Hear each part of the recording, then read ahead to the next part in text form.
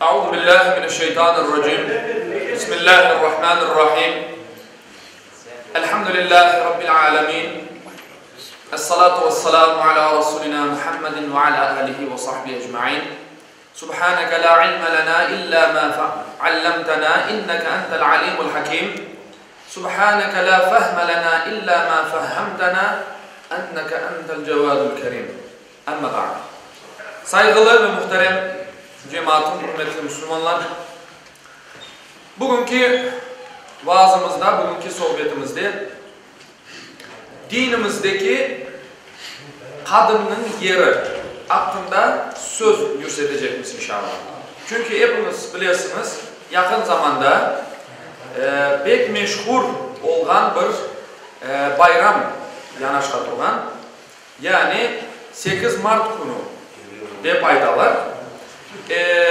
Ona bağlı olarak bizler de bunun doğru olup olmadığını veya işte dinimizdeki yerini belirtmek için bugünkü vaazımızda açık hazırlandık ve sizlerle paylaşmaya karar verdik. Elbette ki Allah Teala, Yüce Allah her bir canlını çift yaratkandır. Yani Allah'ın koygan kanun kaidesidir bu. Hayvanlar aleminde, insanlar alemi de aynıdır. Bir erkek olgan bir köpeknin, kadın olgan köpek, ırgacı olgan bir köpek vardır. Mışık aynı şekilde. Başka hayvanlar, kuzular, boğalar ve başka hayvanlar mesela hepsi erkek olganı gibi kadını da vardır. Yani ırgaçı da vardır. İnsanlar da bundan dış değildir. İnsan da Allah'ın bir yaratkan bir varlığıdır. Allah Teala erkekini yarattı. Birinci insan erkektir. Adem Aleyhisselam'dır. İşte onun bu dünyada yaşaması için ona ve onun bu dünyada rahat bir şekilde yaşaması için ona bir kadın yarattandır Allah Teala. Hava anamızdan. Allah Teala Kur'an'da diyor, ey insanlar, biz sizlerini erkekten ve kadından yarattık. Başka bir ayette Allah diyor ki, düşünüp ibret almamız için sizlerini çift yarattık diyor Allah. Yani Allah Teala'nın bütün varlıklarını çift olarak yaratmasında büyük bir ibret vardır. Alınacak dersler vardır Müslümanlar için. Gene de Yüce Allah Kur'an-ı Kerim'de buyurmakta ki sizni tek bir candan min nefsin vahidin, yani Adem Aleyhisselam'dan yaratkan, ondan da yanında rahatlık bulsun, rahatlık tapsın der. Yani onun kadınını, eşini yaratkan, Hava anamızı yaratkan odur diye Allah Teala Kur'an'da. Erkekle kadın birbirinden ayrılmayan bir parçadır. Ayrı ayrı bu dünyada yaşayıp olamazlar. Çünkü Allah Teala o kanunu, o kaideni, o düzenini bu dünyada o şekilde koygandır. Ve insanların elbette ki yaşayıp ümmetinin ve insanların genişlemesi için erkek ve kadının olması şarttır. Elbette ki cahillik vaktinde bilemiz ki bizler Müslümanlar olarak İslam dini gelmeden o güne cahillik vaktinde insanlar öz kadınlarını, öz balacıklar, kız balacıklarını tırı toprakka koymaydılar. O kadar cahillik, büyük bir cehalet içindeydiler. Çünkü evvelde bir erkek balanın bu dünyaya gelmesi bir şan, bir nam ifadesiydi. Ama kız bala dünyaya gelgeninde bu da bir rezalet, bir pazor manasına gelmekteydi ve onu tırı canlı bir şekilde komeydiler, öldüreydiler o ballarını. Bir rivayetke göre Hazreti Ömer de o'z balasını, o'z kız balasını tiri toprakka ko'mgani hakkında bir rivayetler var. Yani insanlık bu kadar büyük bir cehalet içinde yaşayadı. Kadınga hiçbir hak, hukuk tanınmaydı. Yani kadınlar bir mal olup kullanılaydı evvelde. Mesela ölgen bir adamın, ölgen bir erkeknin ardında taşlaganı bir malı olsa, onun apayı da o malın içine kireydi. Miras olarak bizler ölümden son ardında birisi bir mal, varlık taşlagan olsa onu paylaştıramız, bölüştüremiz. İşte evvelden İslamiyet gelmezden o güne kadın da bu şekilde bir mal olup alıp satılaydı. Kendi iradesi dışında, öz isteği dışında evlendirileydi. İstemese de başkasının evlendirileydi. Yani İslam dini, Peygamber Efendimiz Muhammed sallallahu aleyhi ve sellem İslam dinini bizge getirgeninde işte kadının yeri belli olgandır ve kadının yeri kat derece kazangandır. Kadın İslam'da sultan olgandır. Sultan da mesela ne için böyle de bayramız? Çünkü sultanlar dışarı çıkmaya ihtiyacı pek olmaz. Onlar hizmetçilerine ve yanındaki insanlarına çalıştırırlar veya hizmet ettirirler. İnsan bu şekilde. Kadın İslam dininde bir sultan olgandır. Dışarı çıkması pek uygun görünmegendir. Çünkü bizim halkımızın içinde de kadınga bazı şivelerde avrat degendir. Avrat. Yani bizim avretimizdir. Bizim bakmamız ve görmemiz ayıp olgan, yani başka insanların elbette ki yabancı olgan insanların bakıp görmesi ve ona bakması mümkün olmayan bir varlıktır. Kadının elbette demeyimiz ki kadın evde otursun dışarı çıkmasın. Manasına gelmiyor bu. Elbette ki ama kadın evde ev işlerinin uğraşması, kadının bala çağanın uğraşması büyük sevaptır. Büyük bir sevaptır. Elbette dışarı çıkacaktır, bir yere gidecektir, bir alışverişini yapacaktır vesaire. Ama dışarıda varıp bir alışveriş aleti olmaması gerekir. Başkalarının yani öz kurbasına dikkat etmesi gerektir. Çıkkanında bir yerge, çünkü avret dedik. Avret bizim halkımızda o boşuna kullanılmayan avrat sözü. Yani yapısının farklı yaratılgan bir varlıktır kadın. Bakınız Allah Teala Kur'an'da diyor ki kendilerini dostluk ve yakınlık kurmanız için öz cinsinden apaylar yarattı Allah Teala. Aramızda sevgi ve merhamet peyda olması da Allah'ın varlığının bir delilleridir. Allah'ın varlığının yeganeliğinin delillerindendir. Yani Allah Teala bizge öz merhametini bizge apay yaratmakla gösterir. Bizim için bir nimettir kadın. O bir emanettir. O nimet ve emanetlerge bizim sahip çıkmamız gerektir. Pek kıyın bir ve zor vakitlerde yaşayız. Etrafımız, çevremiz küfürle dolu. Biz şöyle düşünmek gerekir. Biz bir Müslüman olarak. Bir kadın, o bizim anamızdır. Kadın bizim kızımızdır. Kadın bizim apayımızdır.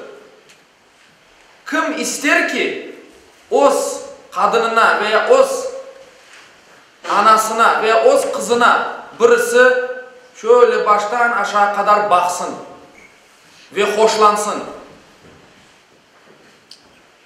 Hiç kimse istemez bellesin. Onun için bu emanetini bizler yaxşı etip saklamak gerekmiz. Yani ahlak ve terbiye anaga daha çok verilgendir. Yani çünkü gelecek nesillerimizni terbiye etken analarımızdır. Peygamber Efendimiz sallallahu aleyhi ve sellem birçok hadislerinde anaga vergen emniyetini bizlerge hadislerinde anlatkandır. Kimge en çok saygı ve hürmet layıktır dep soraganlarında senin anandır degen. 3 kere soraganlarında senin anandır degen. Ondan sonra senin babandır. Başka hadislerde cennet anaların ayakları tibindedir degendir. Yani bizim analarımızdır, bizim kardeşlerimizdir. Apay kişiler ananın rahmi dep aytalar. Rahim. Yani ananın karnı. İçinde taşıdığı balası, bakın, Rahim, Rahman sıfatını taşımaktadır. Bir kadın kişi Allah'ın Rahman sıfatını taşımaktadır. O büyük bir varlıktır. Ve onu sokaklara yollap ticaret aleti yapmak korkunçlu bir şeydir. Allah saklasın. Peygamberimiz elbette birçok hadislerinde kadınga karşı nasıl davranmak gerek olganımızını bizlerge anlata öğretir. Sizin en hayırlınız değil, kadınlarımızga en yaxşı davranganımızdır. Sizin içinizden de horantasına en yaxşı davranganımız da menim değil. Kadınlarına tek yaxşı insan yaxşı davranır değil Peygamberimiz. Ve tek yarama insan kendi kadınına, kendi apayına hıyanetlik yapar, ihanet eder. Başka bir hadiste Peygamber Efendimiz buyuruyor ki, kişinin masraf etkeni en hayırlı para, horantası için, Allah yolunda cihad için ve gene de Allah yolunda kendi Müslüman kardeşi için masraf etkeni paradır. En hayırlı para birinci sırada horantası için, apayı ve horantası için masraf etken paradır. Ve o paranı di başka hadiste Peygamberimiz eğer insan Allah'tan sevabını bekleyip horantası için masraf etse, o masraf etken akçı ona sadaka olur di. Bizler Müslümanmız, bizler insanmız birincide. Allah Teala bizge bir institut kurup verdi. Aile, horanta institutu. Bu kıymetlerge, bizler bu emanetlerge bizler sahip çıkmak gerekir. Eğer biz öz evlatlarımızı gerekli gibi dinimizge göre, bizim Allah Teala'nın yollagan dinine göre eğer terbiye etmesek, Allah saklasın, günümüzde gene de aytam, pek vahim, pek korkunçlu bir vaziyet. Bizler öz ballarımızı joyarmız. Öz kızçıklarımızı joyarmız. O kızlar, o kızçıklar yarın öbür gün ana olacaktır. Ve o analar nasıl bir ana olacağını sizler düşünün.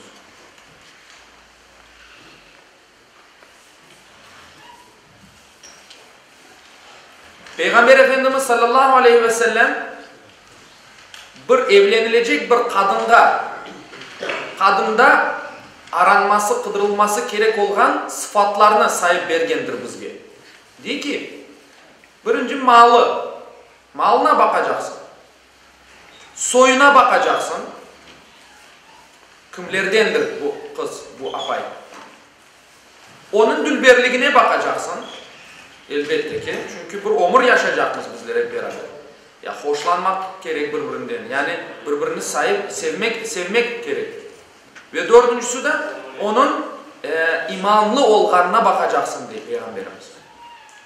Ve Peygamberimiz bu hadisin sonunda diyor ki, sen dindar olganmen, imanlı olgan kızla evlen ki senin evin bereketke olsun diye. Yani Allah'ını bilgen, dinini bilgen bir apay, bir ana işte evimizin bereketinin sebebidir. Evimizin bereketinin sebebidir. Peygamber Efendimiz Muhammed sallallahu aleyhi ve sellem veda hutbesinde bütün o yerde oturgan sahabelerge, Müslümanlarga son sözü olarak şu olgandır. Kadınlarınız hakkında Allah'tan korkunuz. Şüphesiz onlar sizin yanınızda yardımcıdırlar. Sizin yardımcılarınızdır. Onlarını Allah'ın emaneti olup sizler aldınız yanımızda. İşte gene de bu hadisten neler anlayımız bizler? Kadın kişiler, apaylar bizim emanetlerimizdir. Bu emanetke bizler eğer sahip çıksak, bütün halkımızga, bütün insanlıkka sahip çıkmış oluruz. Aytkanım gibi ana terbiyeli bir anadan terbiyeli bala yetişir. O terbiyeli ballardan terbiyeli ballar yetişir ve nesiller terbiyeyle dolar, terbiye alır, güzel bir terbiye alır. Peygamberimiz gene de işte hep Peygamberimizin hadislerinden, sözlerinden bizler yola çıkamız. Çünkü bizim için en büyük misal, en büyük örnek sevgili Peygamber Efendimiz'dir. Muhammed sallallahu aleyhi ve sellem. İşte kadınga değil, bir mümin kimse kadına karşı nefret duymasın. Çünkü bazı kadının onun yapkan bir yanlışlıkları, onun tabiatları belki hoşuna gitmese de mutlaka hoşumuzda gitken tabiatı vardır diye Peygamberimiz. Bir mümin bir kimse, Müslüman olan bir adam öz apayına nefret duymasın. Çünkü gene de insanız, yanılamız ama da gene de bununla beraber hoşumuza gitken yaxşı tarafları var. Bir sahabi şöyle bir şey anlatmaktadır. Diyor ki, apayımın böyle kızgın, böyle nervalı olgan vakitlardan ben şöyle düşünüyordum diyor. Dinge karşı, dinge ters bir hareket yapkanım demek ki diyor. Ve ben o yapkan hareketimi düşünüp tapıp diyor, ondan tevbe etkenimde apayım da düzelip gidiyordu diyor. Bakın, Horanta büyük bir mekteptir, büyük bir instituttur. Bizler aramızdaki bu hisler, hissiyat, duygularımız bizlerge çok şeyler öğretir. Bir de Hazreti Ömer degen bir halifemiz, Emirul Müminin, bağışlarsız İbn Ömer, onun oğlu. Diyor ki, Peygamberimiz vaktinde değil, apayımızga, kadınımızga ters laf aytmaktan korkaydık diyor. Bizim hakkımızda Allah'tan bir ayet, bir vahiy gelirdi. Apayımızdan bir laf aytmaya korkaydık diyor. Ama Peygamber Efendimiz ölgenden son apaylarımızga değil, istegenimizi ayta verdik, rahat davrandık onlara karşı. İşte bizler birinci kundek gibi Peygamberimiz sallallahu aleyhi ve sellem nasıl öz korantasına, nasıl öz apaylarına davrangan olsa ve bizlerge nasıl bunu öğretken olsa, bizler de bu şekilde, aynı şekilde öz korantalarımızga, öz apaylarımızga davranmamız gerektir.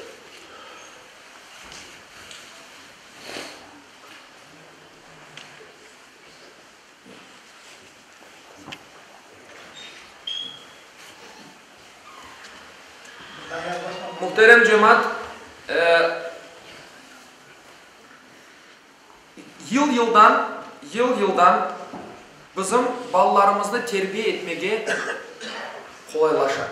kıyınlaşa bağışlarsınız. kıyınlaşar. Çünkü gene de tıbını çözüp aytmak isteyim. Ben şimdi nege bularını, bütün her şeyini bunu nege getireyim? İşte vaazın başında aytkanım o pek meşhur olan bayramga getirecek.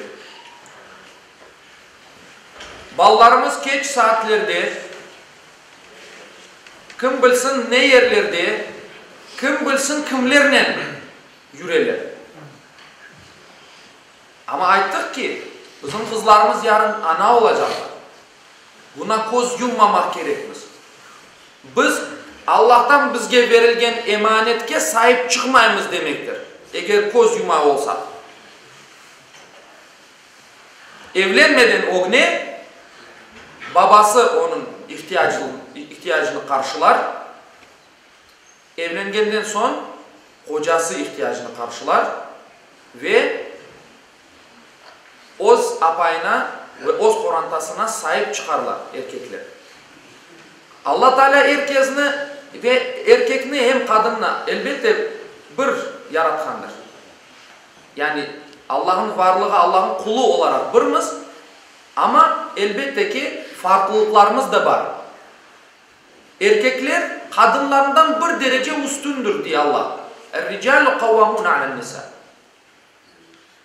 Oz korantasının masraflarını, akçısını, geçimini sağlamak için kazangan akaydır.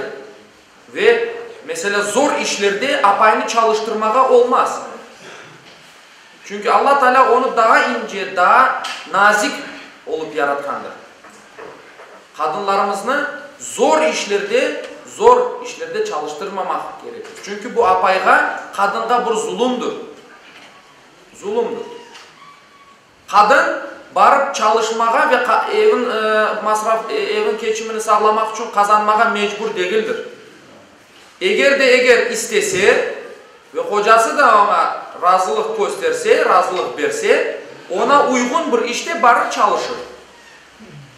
Ama elbette ki aytkanım ki biz zor kıyın işlerde kadınların çalıştırıp da erkekler evde oturamazlar. Allah'ın bir düzeni var. Biz o düzenge göre yaşayalım. Allah bizge bir şeyler öğretti. Biz o bilgilerge göre, o nizamga göre yaşayalım. O fıtratını bozmayalım. Muhterem Müslümanlar. Yani 8 Mart günü azıcık vaktimiz kaldı. 8 Mart günü bir bayram olup insanların içinde pek acayip bir yayılgandır. O bayram Klara Tsetkina degen bir apay ortaga çıkargandır. Bilesiz mi? Terbiyesiz kızlarının hakkını savuna eder. Sokaklarda olmayacak işlerle uğraşkan kadınlarının hakkını, onların da bir yeri vardır bu halkın, bu milletin içinde deyip sokaklara töküldüler apaylar. O hakkını talep etmek için. O bayram aslında ondan çıkandır. Fahişeler, yani yanlış yolda yürüyen apaylar, bizim de bu toplumda, çünkü evvelden Hristiyanlık zamanında da, yani o Avrupa taraflarında Hristiyanlıkta da kadın böyle pek dışarıda yürüyen bir kimse değildi. Sonradan elbette işte reformlar başladı 16. yüzyılda, 16. asırda ve bu tür apaylar sokakta töküldüler. Bizim de hakkımız vardır cemiyetin içindedir. O bayram doğdu. O bayram ne dini bir temeli var, ne de adetimizde bir temeli var. Hiçbir dayanaklı olmayan bir bayramdır. O bayramlardan bizler elbette işte oldu, bir adet oldu, çiçek bağışlayırlar, bahşiş verirler kadınlara, emniyet gösterirler apayga. Apayının kıymeti o kadar büyük ki dinimizde okuganımız ayetlerden ve okuganımız hadislerden şunu anlayımız, kadın dinimizde bir sultandır, gene de aytamız.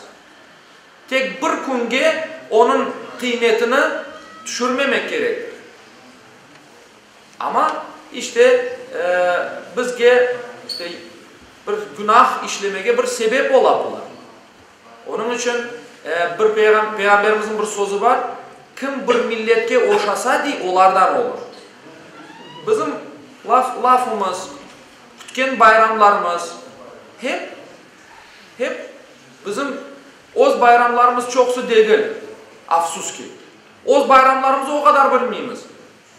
Ama 8 Mart degende o apayların bayramı eken. Yok öyle bir şey. Dinimiz bunu yasak etkendir. Dinimizde böyle bir şey yoktur. Onun için bizler Allah'ın dinini yaşayacak ve Allah'ın dinini yaşatacak nesiller terbiye etmek gerekir. Onu da yapan kimler? Bizim apaylarımız, bizim analarımızdır. Dini, Peygamberimiz de işte evlendiğinde en çok dindarlık tarafına baktı. Ona göre evlen. Ve evin bereketle olsun. İşte bizim ümmetimizin bereketi, bizim halkımızın da bereketi güzel ve hayırlı evlat yetiştirip dinini yaşatmak demektir. Allah Teala hepimizge akıl, fikir versin. Allah Teala hepimizni ferasetten ayırmasın. Allah Teala hepimizge hayırlı nesiller yetiştirmege, Allah'ın dinini yaşamağa ve yaşatmağa hepimizge kısmet eylesin. Ve oz korantalarına, oz kadınlarına, oz apaylarına, oz kızlarına gerekli gibi davrangan kullarından eylesin inşallah. Evvela oz nefsime, ondan sonra sizlerge aytıp anlatamam. Ve ahiru da'vana elhamdülillahi rabbil alemin. Bismillah.